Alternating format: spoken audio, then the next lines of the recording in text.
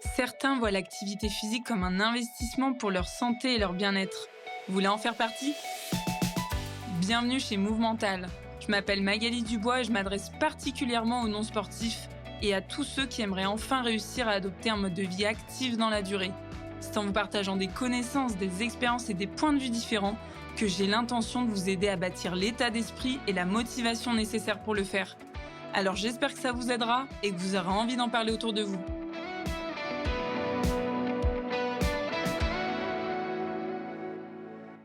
Quel est le pire ennemi de la fatigue ? Bonjour à vous et bienvenue à tous ceux qui découvrent le podcast pour la première fois. Dans cet épisode, je vais vous parler d'un des principaux freins à la pratique de l'activité physique. Il s'agit de la fatigue. Je sais que ça concerne beaucoup de personnes. Peut-être que vous vous sentez concerné, pas tout le temps, mais c'est possible que vous ayez des phases pendant votre année où vous vous sentez concerné. Alors continuez d'écouter ou de le partager aux personnes qui pourraient être intéressées, qui ont souvent des coups de barre, qui manquent d'énergie, qui ne se sentent pas assez dynamiques, etc. J'espère que ça vous apportera quelques clés de la suite de l'épisode. Donc moi, je me sens particulièrement concernée en tout cas par ça parce que j'ai cette facilité à piquer du nez, que ce soit quand je travaille derrière mon ordi, que ce soit le soir quand je bookine, je vais m'assoupir facilement. Au volant, je vais aussi avoir facilement les yeux qui me piquent et avoir sommeil. Donc il y a des situations où c'est plus problématique que d'autres, hein. C'est le cas quand on est au volant. C'est pour ça que j'ai le réflexe de m'arrêter ou j'ai le réflexe de passer le volant à mon voisin si c'est possible. Au boulot, c'est pas top. Il faut trouver justement des manières d'y faire face. Et le soir, je vous l'accorde que c'est plutôt utile pour moi de m'endormir assez facilement.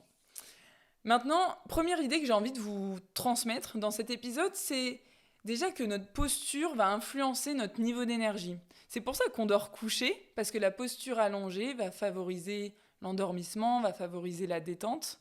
Et puis pour les personnes comme moi, la posture assise peut aussi avoir le même effet. Donc heureusement que je trouve un peu des astuces, sinon je passerais peut-être les 3/4 de la journée à me dormir dessus. Je ferme cette petite parenthèse sur moi-même. Donc notre posture va influencer notre niveau d'énergie. Première info à savoir. Deuxième info, mais là je vais d'abord vous poser 2 questions justement pour y répondre. Première question, c'est à votre avis, quel est le réflexe de la majorité des gens quand ils piquent du nez, quand ils ont justement ce sommeil qui arrive, quand ils se sentent fatigués, quand ils ont un pic de fatigue, quel est le réflexe de la majorité des gens, à votre avis ? Eh bien oui, c'est de se reposer, c'est de faire une sieste, c'est de dormir. Ça paraît plutôt logique au premier abord, mais finalement c'est une logique assez poussiéreuse. Désolée de vous dire ça, mais vous allez mieux comprendre dans la suite de l'épisode. Avant de poursuivre, j'ai quand même une deuxième question à vous poser. C'est imaginer quelles seraient les conséquences, qu'elles soient positives ou négatives, si à chaque fois que vous avez un coup de barre, vous choisissiez de vous allonger, de dormir.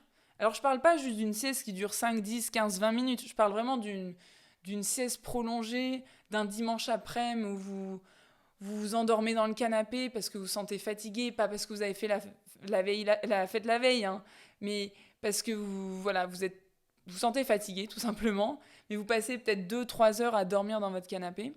Imaginez les conséquences si à chaque fois on faisait donc le choix de se reposer, d'aller dormir quand on a ce pic de fatigue qui arrive, plutôt que de faire un petit peu d'activité physique par exemple. Donc les conséquences, si j'y réponds très rapidement en une phrase, elles seraient probablement positives à court terme, mais très certainement négatives sur le moyen-long terme. Vous allez comprendre pourquoi ? Parce que, deuxième info de cet épisode qui est importante à retenir, notre corps s'habitue à ce à quoi on le soumet. Parce que notre corps cherche en permanence à fonctionner à l'économie. C'est-à-dire qu'il va chercher à utiliser le moins d'énergie possible pour fournir des efforts. Donc, s'il était capable de parler, il nous dirait à quoi bon d'être musclé si je passe du temps à être assis, si en permanence je suis immobile. Et c'est un problème dans notre société actuelle où on passe beaucoup de temps, où on est sédentaire, derrière l'ordi, on fait du télétravail, on est assis, etc. C'est un gros problème parce qu'on est souvent immobile, donc à un moment donné, il n'y a plus tant de logique que ça à être endurant, à être musclé, à avoir de bonnes capacités physiques, Le corps, il va vraiment s'habituer à ces différents signaux d'alerte, ces différents, pas signaux d'alerte, mais ces différentes indications qu'on lui transmet. Et quand on est assis, on ne lui transmet pas la nécessité d'être plus dynamique ou la nécessité d'avoir besoin de se mettre en mouvement. C'est pour ça que première solution, ça va être de faire comprendre à notre cerveau en tout cas de donner l'info à notre cerveau que l'on va avoir besoin de se redynamiser pour ça. Et pour ça, la meilleure solution, ça va être de se mettre en mouvement, de bouger, de marcher un petit peu, de descendre les escaliers, de les remonter, de danser quelques instants. Il ne s'agit pas forcément de faire ça sur une demi-heure, si vous cherchez à vous réveiller un peu, mais pendant quelques minutes. Et après, il y a un deuxième paramètre qui est important à prendre en compte, c'est qu'il y a la mise en mouvement qui est intéressante, mais cette mise en mouvement, les bénéfices plutôt de cette mise en mouvement, ils vont pas être les mêmes selon l'intensité que vous allez mettre dans votre activité physique ou dans le mouvement que vous êtes en train de faire. Si vous vous dites « Bon, je suis fatigué, ça serait bien que j'aille faire un tour et que j'aille faire une marche », si vous sortez marcher et que vous êtes un peu tout mou, que vous marchez tout tranquillement, vous allez revenir, vous n'allez pas être non plus ultra réveillé. Par contre, si vous mettez de l'intensité, alors on ne parle pas là de haute intensité, je parle juste d'une intensité où on va pouvoir faire comprendre suffisamment à notre corps qu'on est en train de se bouger, quoi. Donc une intensité plutôt modérée, où on a peut-être un petit peu d'essoufflement. C'est plutôt ce genre d'intensité à laquelle je veux faire référence. Il faut vraiment faire comprendre la différence au corps entre je suis assis et je dépense très peu d'énergie, parce que quand on est au repos, on dépense un peu d'énergie, mais très peu. Je suis debout, et en plus de ça, je dépense suffisamment d'énergie pour que, à un moment donné, notre cerveau percute que là, ok, il a besoin de se réveiller, notre corps a besoin d'être plus dynamique. C'est comme ça qu'on va lui transmettre l'info, en quelque sorte. Et si je reviens un petit peu aux conséquences dont je vous ai parlé juste avant, si on pousse un petit peu le scénario de qu'est-ce qui se passerait ou quelles seraient les conséquences négatives de je me repose ou je fais le choix d'aller faire une sieste ou de dormir à chaque fois que je me sens fatiguée, imaginez qu'à chaque fois que vous fassiez ce choix-là, probablement, même certainement, avec beaucoup de certitude là, votre corps s'habituerait à ce peu d'effort, voire même à ce non-effort, puisque pas forcément habitué à bouger.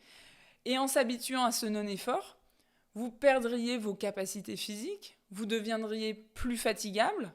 Donc ça veut dire que pour des efforts auxquels vous êtes habitué là maintenant, ces efforts-là deviendraient plus durs, vous serez moins habitué du coup. Donc moins de capacité physique, moins d'endurance à l'effort. Et si on répète ce schéma plusieurs fois, donc si à chaque fois on fait le choix donc, de se reposer, de dormir, etc., si on répète ce scénario, ça se transformerait probablement, et encore une fois très certainement, en un cercle vicieux du déconditionnement à l'effort. Donc on va vraiment vers un scénario qui est un peu cauchemardesque. Et, pardon, à chaque fois qu'on fait ce choix-là de faire peu d'efforts, par exemple de prendre l'ascenseur plutôt que de prendre les escaliers, de se mettre un peu à l'économie, on déshabitue notre corps à ces efforts-là, en fait.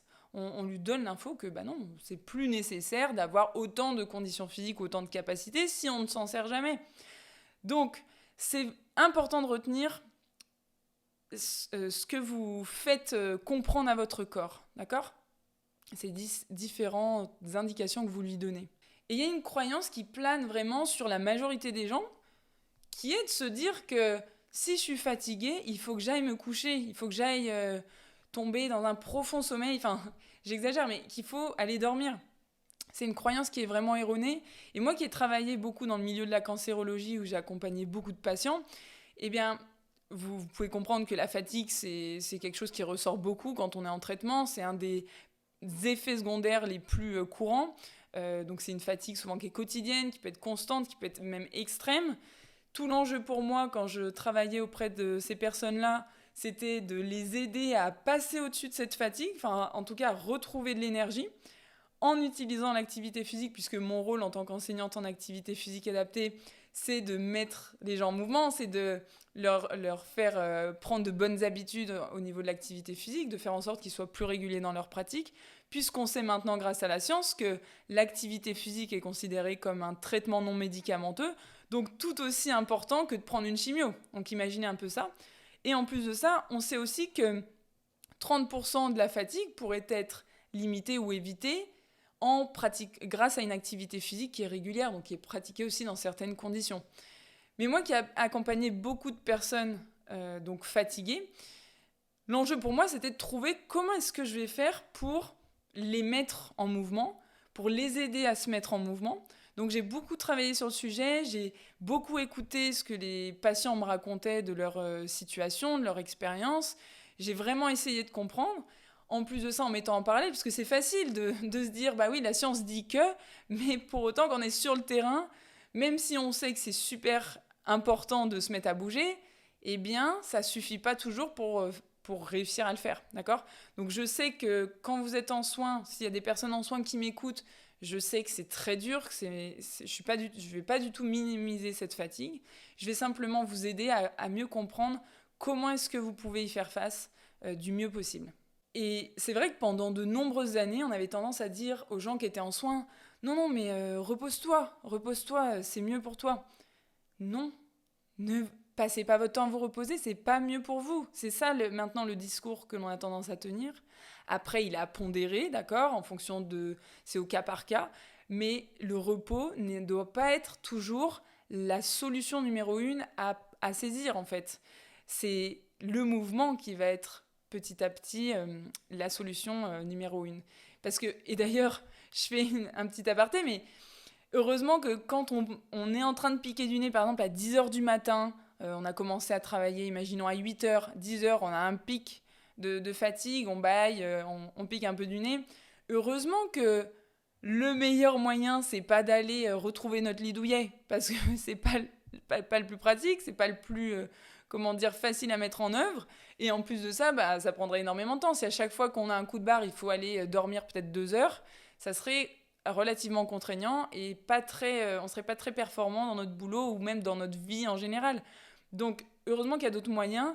Et le mouvement, c'est un excellent moyen pour donner cette info-là à notre corps. Le mouvement associé, du coup, comme je le disais, à une certaine intensité. Donc, il faut y aller avec un petit peu d'énergie sur quelques minutes, voire 15, 20, 30 minutes si vous le pouvez dans l'idéal.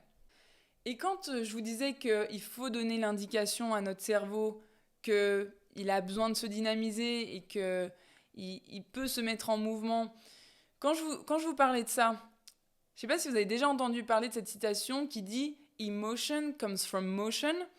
Ça veut dire tout simplement que nos émotions, tout ce qu'on ressent à l'intérieur de nous, comment on se sent à l'intérieur de nous, c'est influencé par le mouvement. Ça veut dire que notre posture, en tout cas les postures qu'on exploite, vont aussi avoir une influence sur notre morale, sur comment on se sent dans notre tête, comment on se sent en termes d'émotions, de ressenti.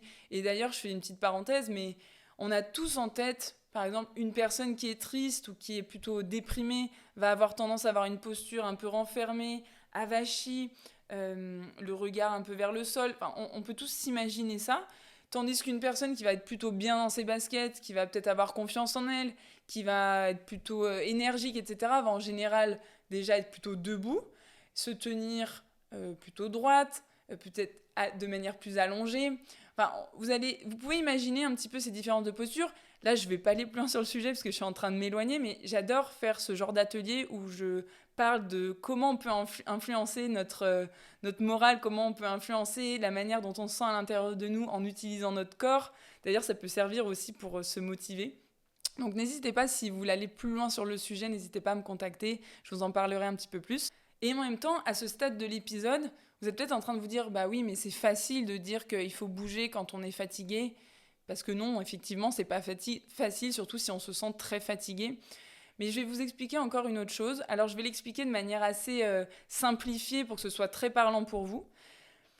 Pour des personnes qui sont en traitement, par exemple, qui ont donc une fatigue qui est constante. Cette fatigue-là, elle est vraiment alimentée par les traitements. Généralement, c'est une fatigue qui n'est pas naturelle, qui est plutôt artificielle. Pourquoi je dis qu'elle n'est pas naturelle ? Parce qu'elle n'est pas provoquée par des efforts physiques. Et la fatigue physique n'est pas du tout la même que cette fatigue-là que vous pouvez ressentir peut-être au quotidien. Et donc, ce qui se passe, c'est que notre cerveau va mal comprendre un petit peu ces différentes fatigues. Et il faut s'imaginer que si vous êtes fatigué, et là, ça va être pareil pour tout le monde, hein, que vous soyez en traitement, que vous ayez une fatigue qui n'est pas très naturelle, ou que vous soyez fatigué parce que vous avez passé votre journée derrière votre écran et que vous avez beaucoup travaillé, on va dire, au niveau cognitif, vous avez malgré tout pas de fatigue physique, donc vous n'avez pas dépensé énormément d'énergie au niveau de votre corps, au niveau physique. Donc à un moment donné, c'est comme si vous faisiez le choix d'aller vous reposer ou d'aller dormir, c'est comme si vous étiez en train d'essayer en vain de recharger un téléphone qui est éteint, alors que du coup, il est déjà à pleine batterie en fait, ou quasiment, d'accord ? C'est vraiment ça, vous n'allez pas avoir un sommeil qui est récupérateur, puisque en fait, la batterie, elle est déjà là. C'est juste que vous n'avez pas les bonnes infos qui arrivent jusqu'à vous, vous disant que vous avez de l'énergie et que vous êtes réveillé. Mais vous en avez sous le pied, croyez-moi. Donc à un moment donné, ce qu'il faut faire dans ces cas-là, si je pense au téléphone, c'est l'allumer. Donc vous, c'est pareil, vous mettre en mouvement, vous allumez, si j'utilise cette métaphore, pour ainsi diminuer cette batterie, donc diminuer votre recharge là, utiliser de l'énergie de manière physique pour qu'à un moment donné, vous ayez vraiment ce besoin réel. Encore une fois, je ne minimise pas votre fatigue, j'essaie de vous faire comprendre les différents types de fatigue, d'accord ? Mais pour qu'à un moment donné, votre corps perçoive réellement ce besoin de recharger justement vos batteries. Et ce qui va se passer, c'est que si vous dépensez de l'énergie au niveau physique, vous allez mieux dormir la nuit, progressivement avoir un sommeil qui est plus récupérateur. Et si vous avez un sommeil qui est plus récupérateur, vous allez donc avoir plus d'énergie et retrouver aussi un dynamisme de manière plus, moins provoquée, quoi, plus naturellement. Vous vous réveillerez le matin avec plus d'énergie, plus de forme, et ainsi de suite. Et vous éviterez peut-être, je l'espère, si vous continuez à mettre en place des comportements plus actifs, à limiter l'impact du déconditionnement à l'effort et à même retourner la tendance, à retrouver plus de facilité dans vos efforts, à mieux supporter la posture debout, à moins avoir besoin justement de vous asseoir dès que vous passez quelques temps debout en position statique par exemple, à mieux supporter des efforts qui peuvent être même petits, juste monter un étage d'escalier par exemple. Vous allez redonner en fait du mouvement à votre corps, retrouver des capacités physiques et ainsi de suite. Et maintenant, dans les situations où c'est vraiment très très très dur pour vous de vous imaginer vous mettre en mouvement alors que vous êtes très fatigué, j'ai une question à vous poser, et c'est la question que j'ai posée à de nombreuses personnes que j'ai accompagnées, et souvent elle faisait la différence. Cette question, c'est la suivante. C'est une question que je posais donc à des personnes qui étaient en soins, mais je pense que vous pouvez aussi vous attribuer cette question à vous-même pour des personnes qui ne sont pas malades ou qui ne sont pas en soins. La question, c'est la suivante. Quand vous êtes fatigué, comme vous l'êtes peut-être actuellement, est-ce que le plus dur pour vous mettre en mouvement, c'est parce que vous ressentez des vertiges, parce que vous avez la tête qui tourne. D'ailleurs, ça peut être valable si vous faites de l'anémie, ça peut être valable si vous ne mangez pas suffisamment, si vous alimentez pas correctement. Est-ce que c'est ça le plus gros frein ? Ou est-ce que finalement, ce qui vous empêche le plus à vous lever ou à faire une activité physique, c'est la motivation de le faire tout en sachant que vous êtes fatigué ? D'accord ? Donc dans un sens, on a vraiment une incapacité, c'est-à-dire que si on se lève, on va avoir des vertiges, on va avoir peut-être les jambes qui flagellent, un risque donc de tomber, de chuter et de se faire mal. Enfin, en tout cas, c'est pas très sécuritaire. Dans un deuxième temps, on a cette fatigue qui est énorme, mais en même temps, il y a la motivation derrière qui joue aussi. Et cette fatigue-là, elle cache aussi un manque de motivation par rapport à l'activité physique, et elle va accentuer le fait qu'on va moins avoir envie de se mettre en mouvement. Mais par contre, si on le fait, on ne va pas avoir forcément de risque et on ne va pas être dans l'insécurité de se mettre en mouvement. D'accord ? J'espère que vous arrivez à comprendre la nuance dans ma question parce qu'elle est super importante et c'est ce qui va vous permettre de savoir si là, dans l'état dans lequel je me sens aujourd'hui, Est-ce que c'est une bonne chose pour moi de me lever et d'aller faire un peu d'exercice, ou est-ce que non, c'est vraiment le moment pour moi de me reposer, de dormir, parce que ça sera mauvais ou ça sera pas très sécuritaire de le faire. Pour des personnes, là je vais parler donc pour des personnes qui ne sont pas en soins, si vous avez un sommeil qui est convenable, c'est-à-dire que vous essayez d'avoir un sommeil régulier, que vous mangez correctement, cette deuxième option-là dont je vous parle est très certainement l'option qui va ressortir suite à ma question, c'est-à-dire que c'est souvent par manque aussi de motivation qu'on ne va pas réussir à bouger, parce qu'on va se sentir justement, cette fatigue-là va accentuer ce manque de motivation, ou en tout cas cette difficulté à mobiliser des ressources mentales pour se mettre en mouvement. Généralement, ça va être plutôt ça. Et pour des personnes qui sont en soins, eh bien là, ça va dépendre. Et ça va peut-être dépendre aussi des jours, ça va peut-être dépendre des moments, des périodes par rapport à vos traitements. Mais dans tous les cas, quoi qu'il arrive, que ce soit dans un cas ou dans un autre, si vous êtes en traitement, pensez quand même à vous référer auprès de votre spécialiste qui s'occupe de vos traitements pour savoir s'il y a des contre-indications liées à la pratique, notamment si vous faites de l'anémie ou des choses comme ça. Il y a des contre-indications sur certains types d'intensité, notamment sur certains types d'activités peut-être aussi. Pour des personnes qui ne sont pas en soins, pensez quand même, si vous remarquez une fatigue qui est inhabituelle, qui dure quand même depuis plusieurs jours, voire même plusieurs semaines, n'hésitez pas surtout à aller consulter, c'est important de comprendre pourquoi vous avez cette fatigue-là, surtout si en plus vous avez un mode de vie qui n'a pas spécialement bougé, qui est toujours le même. Alors c'est sûr que si vous vous couchez hyper tard tous les jours, vous avez énormément de boulot, ça peut fausser un peu le truc, donc c'est parfois pas évident de savoir quelle est la vraie raison de cette fatigue. Maintenant, quoi qu'il arrive, si vous n'êtes pas dans la première situation de ma question, où vous avez des gros vertiges, vous risquez quelque chose à vous lever et à marcher, essayez de vous mettre en mouvement, testez, mettez de l'intensité, testez sur 5, 10, 15, 20 minutes, testez une fois, 2 fois, 3 fois quand même, ne testez pas qu'une seule fois. Et si vraiment à chaque fois que vous finissez votre activité physique, vous sentez encore plus fatigué, alors pas forcément dans les 5 minutes qui suivent, mais si vraiment au bout de 15-20 minutes, vous n'avez pas l'impression que ça vous dynamise, en tout cas à aucun moment vous avez la sensation que ça vous dynamise, c'est peut-être que ce n'est pas la meilleure solution, peut-être qu'effectivement vous manquez vraiment de sommeil, mais il faut de toute manière que vous testiez. Les conseils que je vous suggère ici ne sont pas forcément applicables à tout le monde. Ils sont à pondérer en fonction des situations. Et c'est aussi d'ailleurs pour ça que c'est pas évident de trouver un juste milieu, parce que moi je suis pas du tout en train de vous faire tomber dans une extrême inverse, d'aller faire de l'activité physique à tout le temps. Il y a des moments où moi aussi je fais des petites pauses, je fais des siestes, je fais 15 minutes de sieste, ça m'arrive. Mais c'est pas la première solution que je mettrais en place. Donc, testez ça. Si vous avez du mal à trouver cet équilibre-là entre le repos, l'activité physique, n'hésitez pas, si vous êtes en soins, à aller justement contacter des personnes qui pourraient être compétentes pour vous aider. Donc si vous êtes suivi dans un hôpital, dans un centre, peut-être que vous avez des enseignants en activité physique adaptée qui pourraient vous aider sur le sujet.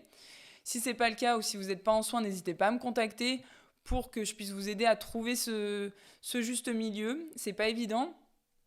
Si on est en soins, encore une fois, si vous avez des traitements notamment de chimio, sachez aussi que selon les activités que vous allez fournir dans votre journée, selon la répartition dans votre journée, ça va avoir aussi une influence sur votre niveau d'énergie sur cette même journée-là, mais même que ça peut avoir des répercussions sur les prochains jours, sur votre récupération à l'effort.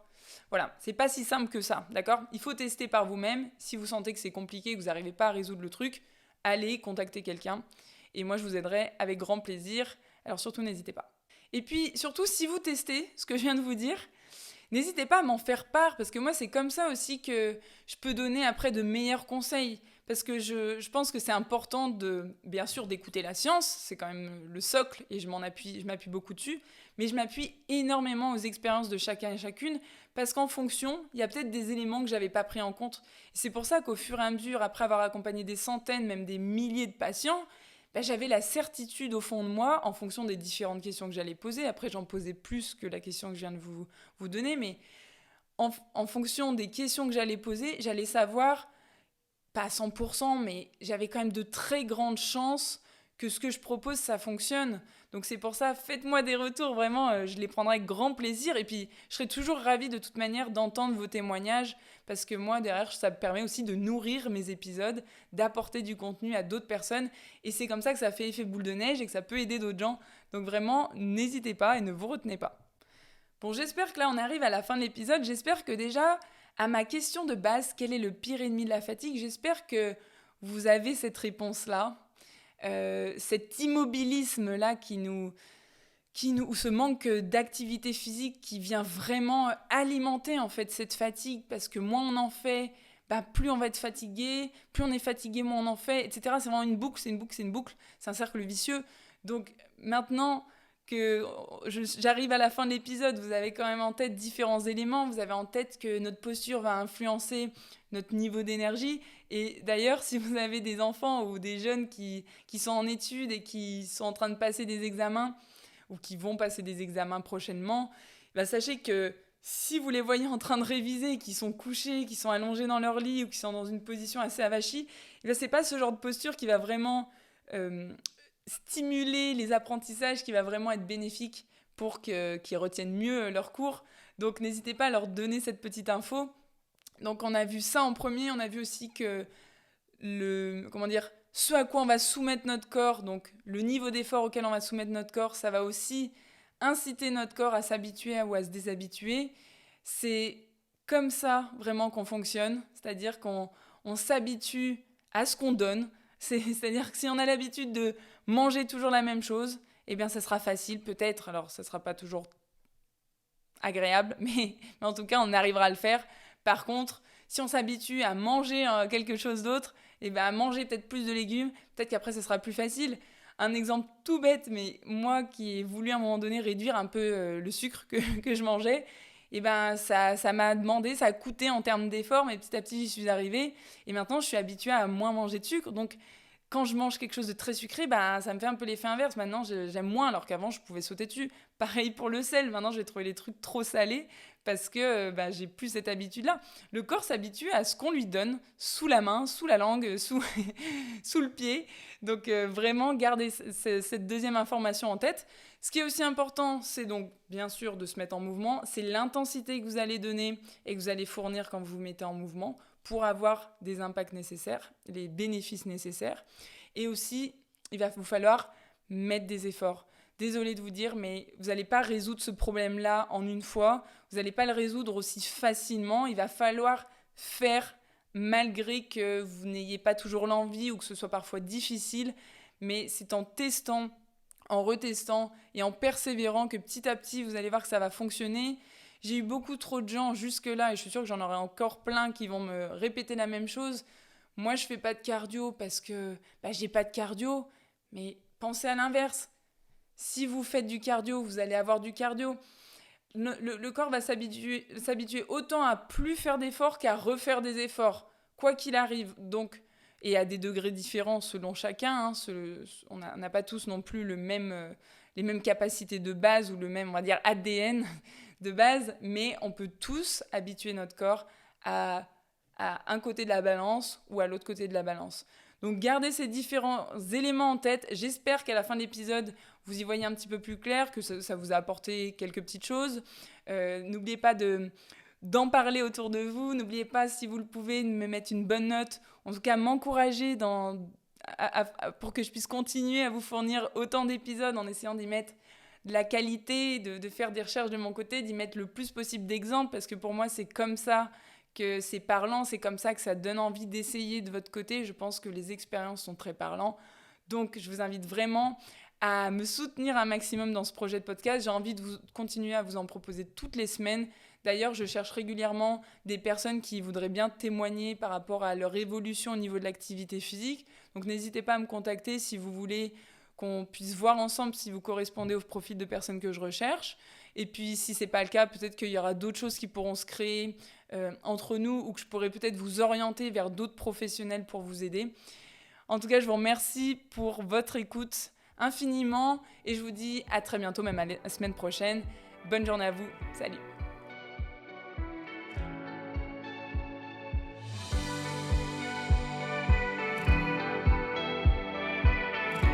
C'est tout pour aujourd'hui. Enfin, presque. Avant de partir, j'ai 2 questions pour vous. La première, c'est quelle est la chose que vous pourriez retenir de cet épisode ? Et la deuxième, à qui vous pourriez la raconter ? En partageant ce podcast et en lui attribuant la meilleure note possible, vous inspirerez d'autres personnes à être plus actives. Et comme votre avis compte beaucoup pour moi, n'hésitez pas à me faire part de vos réflexions, j'essaierai de vous répondre. À bientôt!